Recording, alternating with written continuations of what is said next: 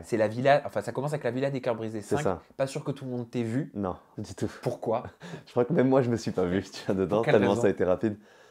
Écoute, je suis allé dans la villa, ça faisait déjà quelques années que j'étais entre guillemets courtisé, donc j'ai décidé de tenter l'expérience.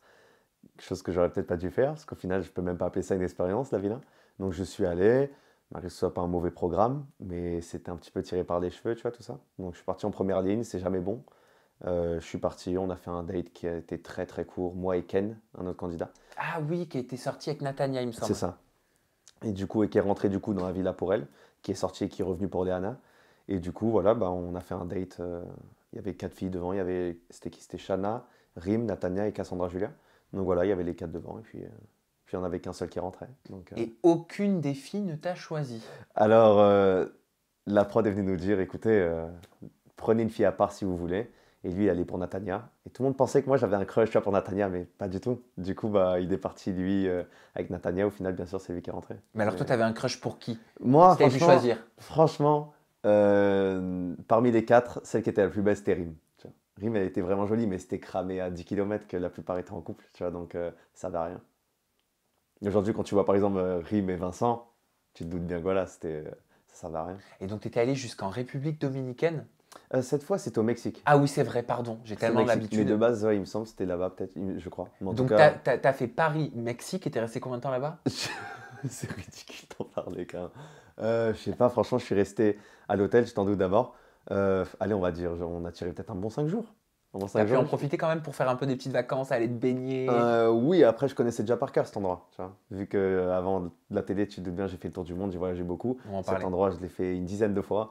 Donc, vraiment, forcément, que oui, je connaissais par cœur. J'ai eu un peu le temps de profiter avec les autres prétendants et de rencontrer Dany. Et au final, voilà quoi.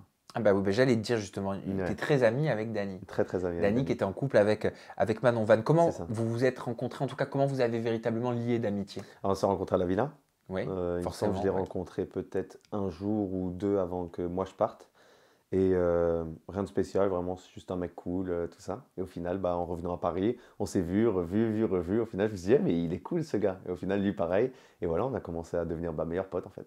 Et là, vous êtes meilleurs Non, potes. on est meilleurs potes. Et t'as vu quand même que sur les réseaux, il y en a qui vous comparent, Non, il y en a, ils croient qui qu'on est disent frères mais on jumeaux. dirait qu'ils sont Il y frères en a, et ils disent tout. qu'on est frères jumeaux, donc nous, on en joue. Au début, on disait non, maintenant, on dit bah ouais. Non mais tu trouves toi que vous avez une ressemblance? Non, mais tu connais en fait, si tu veux, les garçons, dès que tu leur mets les cheveux longs, la barbe, tout de suite, c'est ah, tu ressembles trop à un mec que je connais. Tu vois. Sauf que lui, c'est différent. On se ressemble un peu sur certains détails, mais après, on est très très différents. Et est-ce que tu étais ami aussi avec Manon Van? Non, du tout, je la connais pas du tout. Je la connais pas. Et comment est-ce que tu as géré la rupture entre le couple? Enfin, moi, je les trouvais trop mignons tous les deux. Après, les raisons de leur séparation, ça les Ouais, regarde, ouais. ça leur appartient. Mais toi, comment tu as géré ça en tant qu'ami? Écoute, moi, en tant qu'ami, c'est vrai que voilà, je savais qu'il y avait un petit peu des soucis, tu vois, à droite à gauche. Donc, à la fin, quand j'ai vu que ça s'est terminé, moi, en général, je sais que quand il y a une histoire qui doit se terminer, c'est peut-être mieux comme ça. Tu vois. Donc, au final, ils se sont séparés. Et j'ai été là pour lui, forcément, parce que je suis un bon ami, je suis son meilleur ami. Donc, forcément, je devais être là pour lui. Donc, Parce que aujourd'hui, Dany, de son côté, sur les réseaux, il avait dit, j'avais l'impression qu'il n'y avait pas de communication, ça devenait platonique.